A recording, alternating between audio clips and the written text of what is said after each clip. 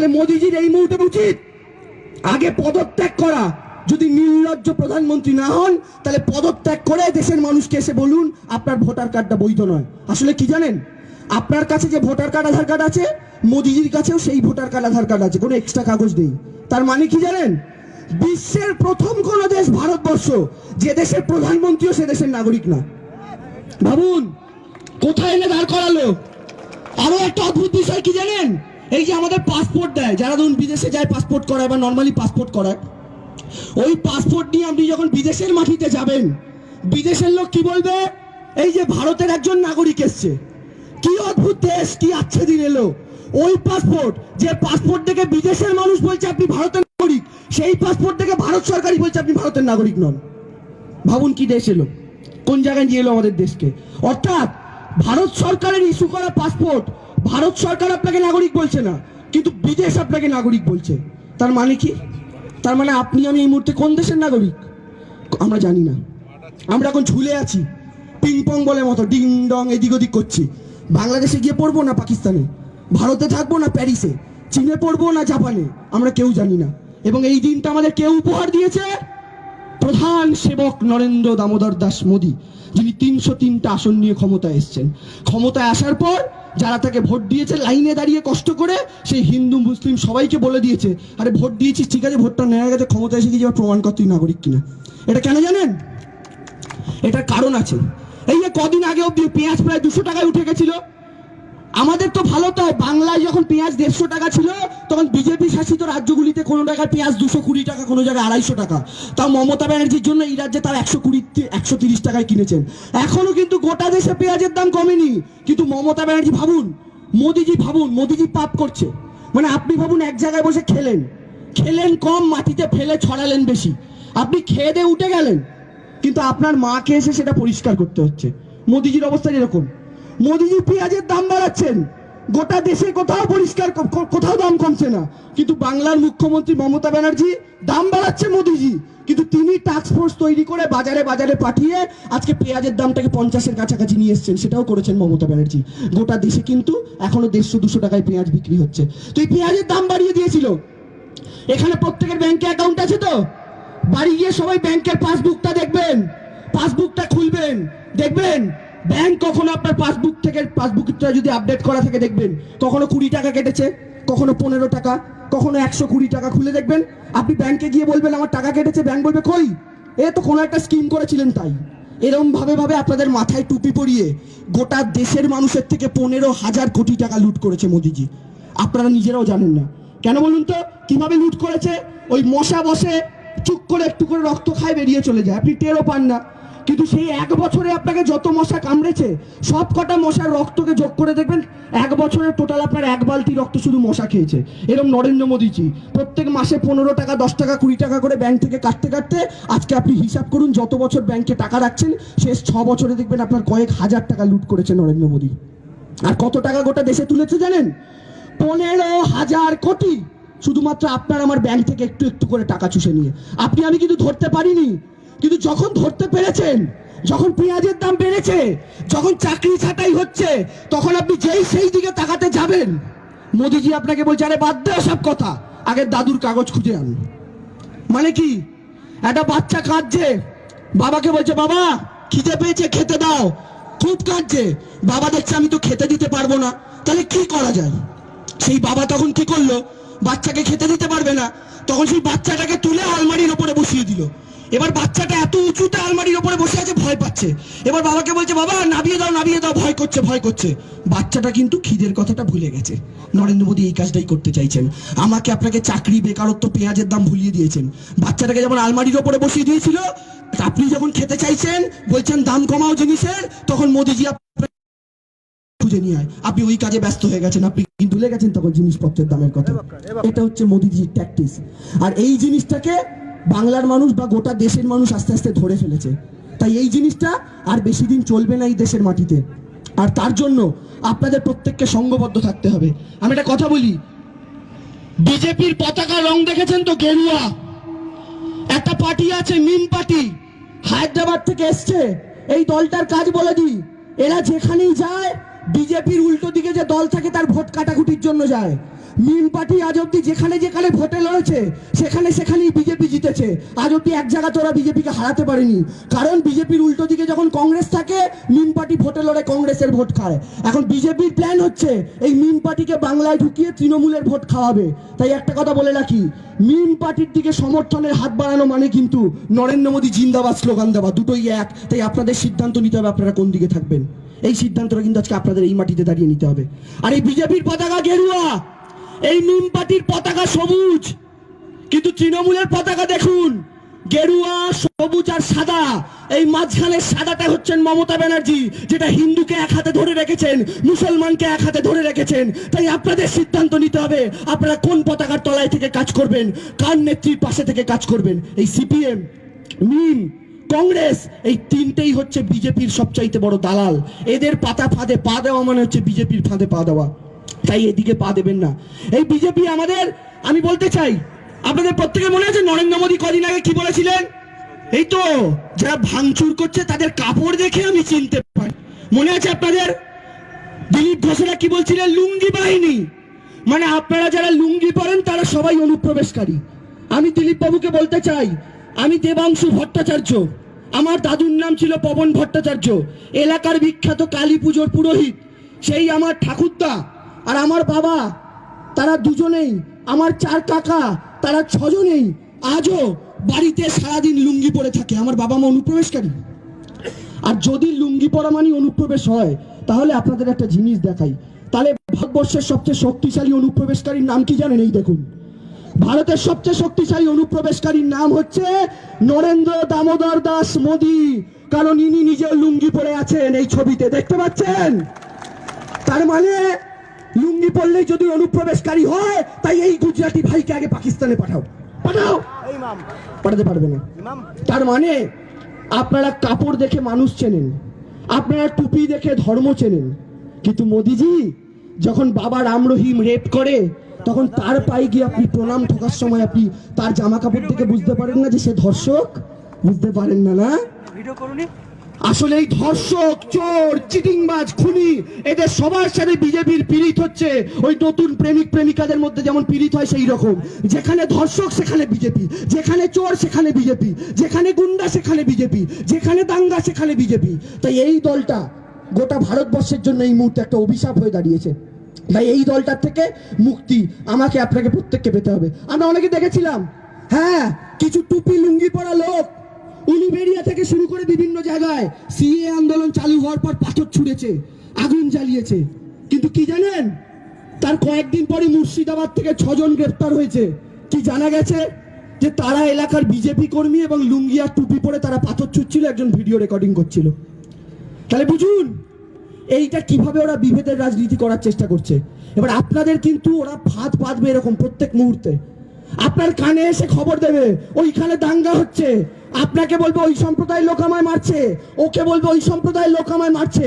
আপনি যদি শুনে সেটা বিশ্বাস করেন, জানবেন আপনি বিজেপির ফাঁদে পা দিয়েছেন। আপনাদের এটা প্রতিজ্ঞাবদ্ধ হতে হবে যে বিজেপি দাঙ্গা লাগানোর সবসময় চেষ্টা করবে। হয়তো আপনিও জানেন না, আপনার প্রতিবেশী একজনকে সে 500 টাকা হাতে ধরিয়ে দিয়ে বলেছে যাই খবরটা গিয়ে দিয়ে আয় যে ওখানে এই ধর্মের লোক এই ধর্মের লোককে মারছে। আপনি আপনার প্রতিবেশীর মুখ থেকে শুনে ভাবলেন ও তো আর মিথ্যে কথা বলবে না, কিন্তু ও তো খবর দিয়ে ফুরুত পালিয়ে গেছে, দাঙ্গায় জড়িয়ে পড়বেন কিন্তু আপনারা। তাই বারবার বলছি, বিজেপি সব সময় ফাঁদ তৈরি করার চেষ্টা করবে, তাতে কিন্তু কেউ পা দেবেন না। এবার সবাই একটু চিৎকার করে বলুন তো, এই বিজেপি আর মোদী অমিত শাহের কাছে কেউ নিজের জমি ছেড়ে দেবেন? এই এত ভাঙড়ের মানুষের এত কম, আবার যাদের নেতা নাকি আরাবুল ইসলামে তো হয়। আপনারা কি ওই গুজরাটি বাহিনীকে আপনাদের জমি ছেড়ে দেবেন? পেছন থেকে আওয়াজ আসছে, ওখানে কি অমিত শাহ দাঁড়িয়ে আছে নাকি? নেই তো, তো গলার আওয়াজ এত আসতে কেন? ওই গুজরাটি 2 ভাইকে নিজের জমি ছেড়ে দেবেন? এই আওয়াজেও তো হবে না। আমাদের দিদি আমাদের অধিকারের জন্য চিৎকার করে করে গলার শিরা ফুলিয়ে ফেলছে, আর আমরা তার সমর্থক হয়ে যদি এত আস্তে আওয়াজ করি তাহলে কি করে হবে বলুন তো? মমতা ব্যানার্জির সমর্থক বলতে হবে তো নিজেদেরকে। 2 গুজরাটি ভাইকে কি জমি ছেড়ে দেবেন? এই তো হচ্ছে আওয়াজ, এটা তো আসল গলার আওয়াজ। এটা চেপে থাকে কেন? এটা চেপে থাকলেই মুশকিল। আপনি যত আস্তে কথা বলবেন, আপনি যত চুপ থাকার চেষ্টা করবেন, ওরা কিন্তু নরম মাটিপে তত আপনাকে আঁচড়ে ধরবে। তাই মমতা বন্দ্যোপাধ্যায়ের সমর্থক এই বাংলার যদি ভালো চান, এই দেশের যদি ভালো চান, গলার আওয়াজটা সবসময় সপ্তমে রাখবেন। কারণ জানবেন, রামকৃষ্ণদেব একটা কথা বলেছিলেন, একটা সাপ রাস্তায় ছিল, 5-6টা বাচ্চা বাচ্চা ছেলে সেই সাপটাকে রোজ পাথর ছুটতো। তো রামকৃষ্ণদেব সেই রাস্তা দিয়ে যাচ্ছেন, সাপটা রামকৃষ্ণদেবকে জিজ্ঞাসা করছে যে প্রভু, তুমি তো আমায় বলেছো কাউকে ছবল দিতে না, কিন্তু এরা যে রোজ আমাকে পাথর ছোড়ে, তা আমি কি করে নিজের প্রাণটা বাঁচাবো বলো? তখন রামকৃষ্ণদেব সেই সাপটাকে বলেছিল, তোকে আমি কাউকে ছবল দিতে না বলেছি, কিন্তু তোকে তো ফোঁস করতে না বলিনি, আপনাদেরও কেউ ফোঁস করতে না বলেনি। ফোঁসটা করুন, ফোঁসটা জোরেই করুন, এবং সেই ফোঁসের আওয়াজে দেখবেন দুই গুজরাটি ভাই বাক্স প্যাটরা গুছিয়ে আবার গুজরাটে চলে গেছে, বাংলার দিকে ফিরে পর্যন্ত তাকাচ্ছে না, তাকানোর সাহস করছে না। তো এই লড়াইটা আপনার লড়াই, এই লড়াইতে নেতৃত্ব দিচ্ছেন মমতা বন্দ্যোপাধ্যায়। জমিটা আপনার পায়ের তলার, স্বাধীনতার রক্ত আমার আপনার পূর্বপুরুষ দিয়েছে, ওই গুজরাটের কেউ দেয়নি। এ প্রধানমন্ত্রী দেশের প্রধানমন্ত্রী না, এ প্রধানমন্ত্রী গুজরাটের প্রধানমন্ত্রী। ক্ষমতায় আসার পর বুলেট ট্রেন আনবে কোথায় বললো? আহমেদাবাদ। বিজেপির সভাপতি ছিল রাজনাথ সিং, তাকে ছড়িয়ে দিয়ে কাকে সভাপতি করলো? অমিত শাহ। সে কে? গুজরাটি। দ্বিতীয়বার ক্ষমতা এলো, দেশের স্বরাষ্ট্রমন্ত্রী ছিল রাজনাথ সিং, তাকে সরিয়ে দিল, কাকে স্বরাষ্ট্রমন্ত্রী করলো? অমিত শাহ। সে কে? গুজরাটি। বিশ্বের সবচেয়ে উঁচু মূর্তি কার তৈরি হলো? সর্দার বল্লভভাই প্যাটেলের। সে কে? একজন গুজরাটি। মূর্তিটা কোথায় তৈরি হলো? গুজরাটে।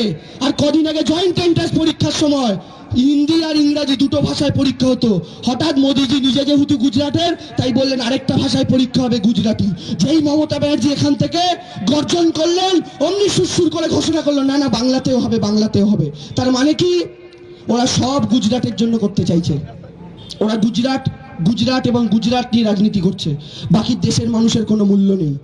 তাই এই ভারতবর্ষের মাটিতে থেকে আপনার মূল্য কতটা, এটা আপনাকে বোঝাতে হবে। তাই বিজেপি নেতারা ভোট চাইতে এলে তাদের কি করবেন?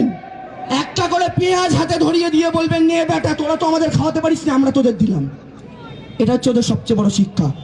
ওরা ভোট চাইতে এলে মুখের ওপর দরজা বন্ধ করে দেবেন, এটা ওদের সবচাইতে বড় শিক্ষা। ওরা যে চায়ের দোকানে বসে চায় পে চর্চা করতে আসবে, এখানে এসেছিলেন দিলীপ ঘোষ, শুনেছি। চায় পে চর্চা, ভাবুন, চায় পে চর্চা কথাটাও হিন্দি, বাংলা এসে ভোট প্রচার করছে, আর এখানেও হিন্দি কথা ব্যবহার করছে। অথচ 10 কোটি বাঙালি, কেন বাংলা শব্দ নেই? চায় পে চর্চা করে গেছে এখানে। আর শুনলাম যে দোকানে বসে চায় পে চর্চা করেছিল, ওই দোকানদার নাকি পরের দিন তার হাড়ি বাসন সব মেজেছে, দিলীপ ঘোষ এসে খেয়ে গেছে বলে। তো এইটা হচ্ছে এদের অবস্থা বর্তমানে দাঁড়িয়ে। তাই আপনাদের সিদ্ধান্ত নিতে হবে। আরো একবার বলছি, আপনারা মমতা বন্দ্যোপাধ্যায়ের হাত শক্ত করুন। আর সিএ এনআরসি নিয়ে আরো একবার বলতে চাই, আপনাদের চিন্তার কোনো কারণ নেই, আপনারা কেউ ভয় পাবেন না। মমতা বন্দ্যোপাধ্যায় থাকতে আপনাদের কোনো ক্ষতি হবে না। কিন্তু তার আগে আমি শেষ করবো একটা স্লোগান দিয়ে, এবং সেই স্লোগানটা সিএ এনআরসির বিরুদ্ধে। যে গলার জোর করেছিলেন, সেই গলার জোরই আপনাদের সাপোর্ট দিতে হবে। কিন্তু তার আগে একটা কথা আপনাদের প্রত্যেককে বলতে চাই, যে আপনাদের একটা জিনিস মাথায় থাকবে, যে 18টা আসন যখন তারা পেয়েছিল, এই 18টা আসন পাওয়ার পর তারা সারা ভারতবর্ষ জুড়ে লাফিয়ে লাফিয়ে বেড়াচ্ছিল, বাংলা জুড়ে লাফিয়ে লাফিয়ে বেড়াচ্ছিল। আপনাদের মনে আছে, আমাদের মমতা বন্দ্যোপাধ্যায় গাড়ি নিয়ে যাচ্ছেন, বিজেপির কয়েকটা লোক তাকে দেখে বলেছিল জয় শ্রীরাম, আমাদের দিদি গাড়ি থেকে নেমে পড়েছিল, মনে আছে তো সবার? এখন বিজেপি ভেবেছে মমতা ব্যানার্জি গাড়ি করে যাচ্ছে, তাকে তাকে দেখে জয় শ্রীরাম বললাম, তৃণমূল কর্মীরা বোধহয় খুব অপদস্থ হয়ে গেল, রাস্তাঘাটে এবার তাদের বলা যাবে এই দেখ তোদের নেত্রীকে দেখে জয় শ্রীরাম বলেছি। কিন্তু ওরা মূর্খ। আমি তো সবসময় বলি, শিক্ষা, দীক্ষা, মানবিকতা, বোধ, বুদ্ধি, 5টা জিনিস থাকলে কেউ বিজেপি হতে পারে না। কেন? এরপরে তারা তো দিদিকে দেখে জয় শ্রীরাম বললো, ওরা ভাবলো তৃণমূল কর্মীরা মাথা নিচু করবে। এটা আরো গর্বে বুক ফোলানোর সময়। কেন জানেন? যারা হিন্দুরা আছেন তারা আরো ভালো করে শুনুন। আমার নেত্রী গাড়ি করে যাচ্ছে, বিজেপির কর্মীরা তাকে দেখে বলছে জয় শ্রীরাম, তার মানে কি? আমার নেত্রীর মধ্যে ওরা রামচন্দ্রকে দেখতে পাচ্ছে। এর থেকে বড় গর্বের আর কি হতে পারে বলুন তো? এর থেকে বড় গর্বের আর কি হয়? এই জন্য বলি যে বিজেপি কি করে ওরা নিজেরাও জানে না। এই দিলীপ ঘোষ কদিন আগে বলেছে বাঙালি মানেই নাকি, বাংলা নাকি দেশদ্রোহীদের ঘর। কি বুঝবে ওরা? যখন আমি তো মনে করি না দিলীপ ঘোষের কোনো পূর্বপুরুষও কোনোদিন স্বাধীনতা সংগ্রামে অংশগ্রহণ করেছিল। বলে বাংলা নাকি দেশদ্রোহীদের গড়। আমি বলি দিলীপ বাবু, বাংলা যদি সত্যি সত্যি দেশদ্রোহীদের গড় হতো, তাহলে আপনাকে আজকে খুঁজে পাওয়া যেত না, বিশ্বাস করুন, খুঁজে পাওয়া যেত না। এই বাংলা দেশদ্রোহীদের গড়, অথচ এই বাংলা এই দেশকে স্বাধীন করলো। দিলীপ ঘোষ বলছে। তো বলুন তো এদের চেয়ে বড় দেশদ্রোহী আর কি, আর কে হতে পারে? আজকে পাকিস্তান রোজ চায় ভারতের ক্ষতি করব, কিন্তু আমাদের সেনাবাহিনী আছে বলে তাদের ক্ষতি, ভারতের ক্ষতি পাকিস্তান করতে পারে না। কিন্তু পাকিস্তান যে ক্ষতি করতে পারে না, সেই ক্ষতি একা হাতে মোদি করে দিয়েছে ভারতবর্ষের। তাই পাকিস্তান আর নরেন্দ্র মোদী দুটোকে যদি সমান সমানে বসাতে হয়, আমি বলবো দুটোই আমাদের সমান শত্রু। নরেন্দ্র মোদী যে ক্ষতি করছে, সে ক্ষতি করার কথা পাকিস্তান কোনোদিন ভাবেও পর্যন্ত নেই। তার মানে ভাবুন পাকিস্তান কি করবে? বর্ডার পেরিয়ে 4টে বোম মারবে। আর মোদিজি কোথায় বোম মারছে? রোজ আমার আপনার ঘরে বোম মারছে। আপনি পেঁয়াজ কিনতে পাচ্ছেন না, আদা কিনতে পাচ্ছেন না, চাকরি হারাচ্ছেন, দেশের ইকোনমি ডুবছে, জয় শ্রীরামের নামে মানুষ মারছে। এটা আমার আপনার মুখের ওপরই তো বোম মারা। আর পাকিস্তান তো দেশের বর্ডারে বোম মারবে। তাই পাকিস্তান বর্ডারে বোম মারছে, আর মোদিজি আমার আপনার ঘরের চৌকাটে বোম মারছে। তাহলে বলুন তো সবচেয়ে বড় দেশদ্রোহীর নাম কি? হ্যাঁ, সবচেয়ে বড় দেশদ্রোহীর নাম নরেন্দ্র দামোদর দাস মোদী এবং অমিত শাহ। এদের চেয়ে বড় দেশদ্রোহী ভারতবর্ষের মাটিতে হয় না। 130 কোটি ভারতবাসীর শত্রু এই দুটো মানুষ। কারণ এই দুটো মানুষ কখনো দেশের ভালো করতে পারেন না। আজকে সব বিক্রি। আজকে রেলে চাপবেন, কদিন পর শুনবেন রিলায়েন্স এক্সপ্রেস আসছে, শুনবেন আদানি এক্সপ্রেস আসছে। আর আপনি যে 200 টাকা টিকিট কেটে ট্রেনে ওঠেন, ওটা হয়ে যাবে 2000 টাকা। রেলটাকেও বিক্রি করে দিচ্ছে। সুভাষিস দা দারুণ বলছিল, আগে স্টেশনে বসে চা বিক্রি করতো, যে স্টেশনে বসে চা বিক্রি করতো প্রধানমন্ত্রী হয়ে স্টেশনটাকেই বেচে দিয়েছে। এইটা হচ্ছে নরেন্দ্র মোদীর বর্তমান অবস্থা। আর এর সাথে যুক্ত হয়েছে অমিত শাহ, যে লোকটার মুখ চোখ দেখলেই বোঝা যায় যে লোকটা কোনো একটা হিংস্র প্রাণীর মতো, মানুষ দেখলেই বোধহয় কামড়াতে আসতে চায়। তো এই হচ্ছে অমিত শাহ এবং নরেন্দ্র মোদী। কোনো সাধারণ মানুষ যদি অমিত শাহ এসে বিজেপির কট্টর সমর্থক, যে যদি অমিত শাহ গিয়ে বলে না যে আমি তোমার বাড়িতে একটা দিন থাকবো, ওই বিজেপির কট্টর সমর্থকের মা বাবা বলবে এই লোকটাকে আমি থাকতে দেবো না ঘরের মধ্যে। কারণ কেউ বিশ্বাস করে না এদের, মহিলারা তো বিশ্বাস করেই না। কারণ বিজেপি নেতা আছে, কিন্তু তার বিরুদ্ধে ধর্ষণ বা শ্লীলতাহানির অভিযোগ নিয়ে আপনি দেখাতে পারবেন না। অর্থাৎ এই দলটার বিরুদ্ধে লড়াই করতে হবে। তাই স্লোগান দেওয়ার আগে বলি, স্লোগানে প্রত্যেকের গলা পাবো তো? ওই যেমন ভাবে তখন গলাটা পেয়েছিলাম, আবার বলুন, 2 গুজরাটির হাতিতে কি জমি ছেড়ে দেবেন? আবার পেছন দিক শান্ত হয়ে গেছে। 2 গুজরাটির হাতে কি নিজের পায়ের তলার জমি ছেড়ে দেবেন? ঠিক আছে, তাহলে স্লোগানটা যখন দেব, আমার জমি ছাড়ছি না আমি যখন বলবো, আপনারা চিৎকার করে স্লোগান দেবেন, ছাড়ছি না, ছাড়বো না। ঠিক আছে? হবে তো? এই যে হবে তো বললাম, আবার আওয়াজ কমে গেল। এভাবে তো হয় না। হবে তো? আচ্ছা, যারা স্লোগানটা দেবেন তারা একটু সবাই হাত তুলুন তো দেখি। তারা সবাই হাত তুলুন তো দেখি। আচ্ছা, যারা হাত তুললেন তারা সবাই গলাটাও তুলবেন তো? হ্যাঁ, ঠিক তো? জানেন তো আমাদের মধ্যে আবার একটা ব্যাপার রয়েছে, আমরা ভাবি তো আমার পাশের লোকটা স্লোগান দিচ্ছে, আমি খালি মুখ নাড়ালেই হয়ে যাবে। ওটা কিন্তু বিজেপি পলিসি। কারণ বিজেপি সবসময় মানুষকে কিভাবে ঠকানো যায় এই পলিসি খোঁজে। আপনি যদি স্লোগানটা না দেন, আপনি কিন্তু নিজেকে ঠকাচ্ছেন, কারণ এই স্লোগানটা আপনার স্লোগান। এই স্লোগানে তৃণমূল, বিজেপি, সিপিএম এর লাভের গল্প নেই। এই স্লোগানটা হচ্ছে আপনার পায়ের তলার জমি বাঁচানোর স্লোগান। তাই এবার যাই পাশে ভাবছিলেন ও পাশের লোকটা বলছে আমি চুপ করে থাকলেও হবে, তারাও যখন আওয়াজটা করলেন, কত জোরে আওয়াজ হলো দেখলেন তো? তাই যখন বলবো মাটি আমরা ছাড়ছি না, আপনারা ছাড়ছি না, ছাড়বো না, চিৎকার করে কিন্তু। হ্যাঁ, আরে এই দেশেতেই উঠছি বেড়ে মরছি, আবার এইখানে নাগরিক আমি ঘাম ঝরাচ্ছি বলছি রে। তাই স্লোগানে মোদিজি যতই চাচান মাটি আমি ছাড়বো না। শ্রমিক কৃষক গড়ছে ভারত, মোদির ভাইরা লুটছে দেশ, তাদের কাছেই চাইছে প্রমাণ, এনআরসি তে করছে শেষ। মোদি তোমার ডিগ্রি দেখাও, কাগজ আমি দেব না। দাদুর লগ্ন দিদার রাশির লাইনে দাঁড়াই খুঁজে মরি, মোদি তুমি বিদেশ ঘোরো আম জনতা খেটে মরি। প্রধানমন্ত্রী বিকাশ দেখাও, জমি আমি ছাড়ছি না। মধু আমার গোর্খা, আমার রাজবংশী, আমার ভাই বাঙাল ঘটির এ সংসারে পদ্মপাটির জায়গা নাই। পিএম বলো স্মার্ট সিটি কই, জমি আমি দেব না। আওয়াজ আসছে না কিন্তু, আরো জোরে করতে হবে। আরে আমার দলে ববি হাকিম হিন্দু দাদা বক্সি, তাই আমার দলে ডেরেক আছে কিন্তু মেহুল চকসি নাই। মোদি তুমি কাগজ দেখাও, আমরা কাগজ দেখাবো না। আমার দলে ববি হাকিম হিন্দু দাদা বক্সি। বক্সি তাই আমার দলে ডেরেক আছে কিন্তু মেহুল চোকসি নাই। রাফায়েলের কাগজ দেখাও, কাগজ আমরা দেখাবো না। আরে ঝড়ে জলে ভাঙছে বাড়ি, গরিব কত ছাড়ছে ঘর, নেই কো কাগজ যাদের কাছে কিন্তু ওরা নয় কোপর। দিলীপ দুধে সোনা খোঁজো, জমি আমি দেব না। আরে দিলীপ দুধে সোনা খোঁজো, জমি আমি দেব না।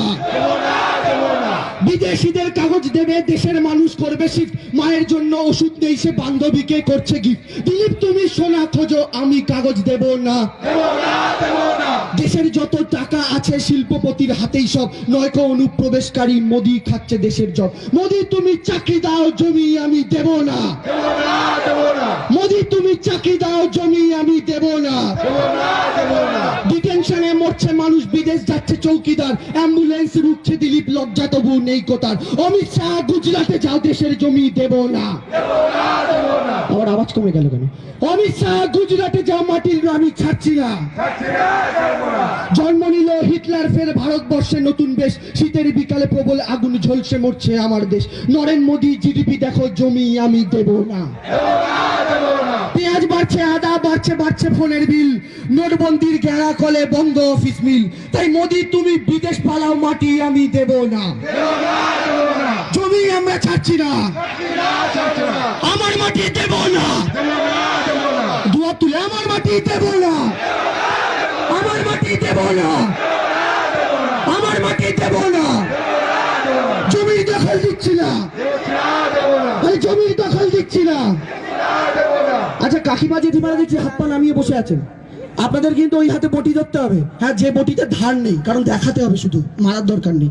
তাই দুহাত তুলে, আরে জমির দখল দেব না, আরে মাটির দখল দেব না, আরে জমির দখল দিচ্ছি না, আরে মাটির দখল দেব না। মোদি হটাও, মোদি হটাও, মোদি হটাও। মমতা ব্যানার্জি, এই আওয়াজটা কিন্তু নাভি থেকে বুকে উঠবে, বুক থেকে মুখে আসবে। মমতা ব্যানার্জি, মমতা ব্যানার্জি। স্লোগানটা দেওয়ার আগে বলি, স্লোগানটা যখন শুরু করেছিলাম আমার ঠাকুমা বলতো মানুষের তিনটে কারণে চুল পড়ে। এক, কারোর বয়স বাড়লে, যেটা আমাদের দাদু ঠাকুমাদের হয়। আরেক হচ্ছে পেট গরম হলে।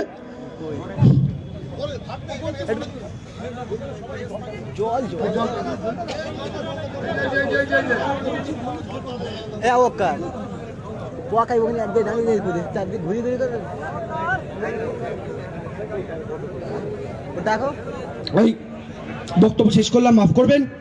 ভালো থাকুন, সুন্দর থাকুন, মমতা বন্দ্যোপাধ্যায়ের পাশে থাকুন। জয় হিন্দ, বন্দে মাতরম। মমতা বন্দ্যোপাধ্যায় জিন্দাবাদ।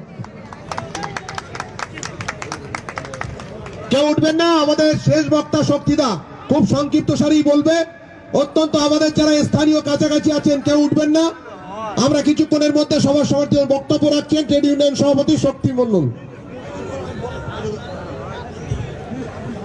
মাফ করবেন, আমি প্রথমেই আপনাদের কাছে ধন্যবাদ জানাবো যে আজকে একটা এত বড় সভা ভাঙড়ের এই